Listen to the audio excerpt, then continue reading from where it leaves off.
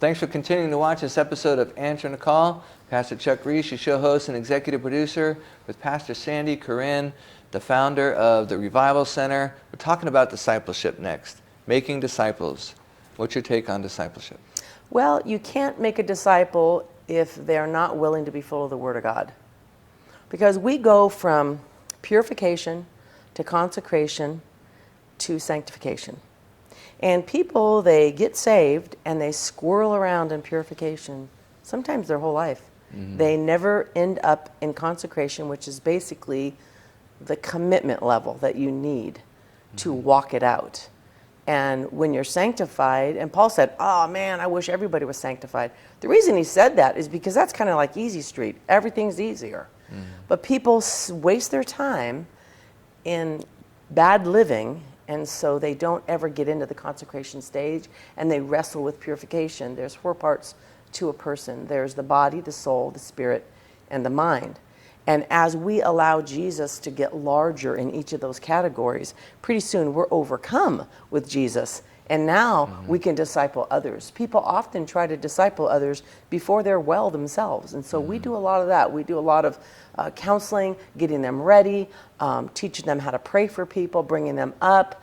At the church, we have people walking, we call walking the line, where the people are up worshiping. They're walking back and forth, understanding what the Spirit of God is trying to tell them to do. Right. Like I said, we get them in counseling and heavy reading of the Word.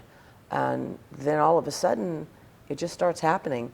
And we often recommend people, read the book of James every day. Right. It tells you how to live your life. Right. We have other books we recommend. We have a whole counseling protocol. That's how we disciple. We get them whole. We get them well. Right. And then they make it. You have group leaders at some point. Yeah, they become what they weren't. Right. And they become people that don't wrestle with their salvation anymore, because their habits, their behaviors, their thoughts, they're all consecrated.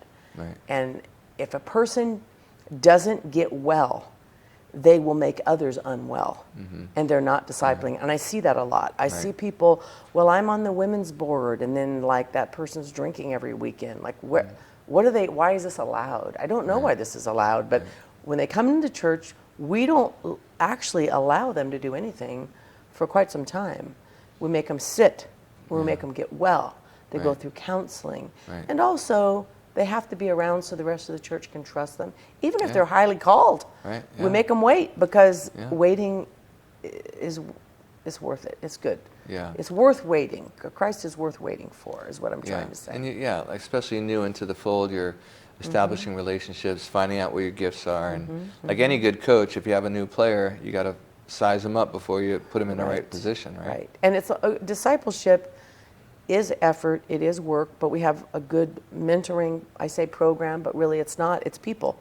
The people who have done the work, they do the work in other people, and it's beautiful to see that. Yeah, that's good.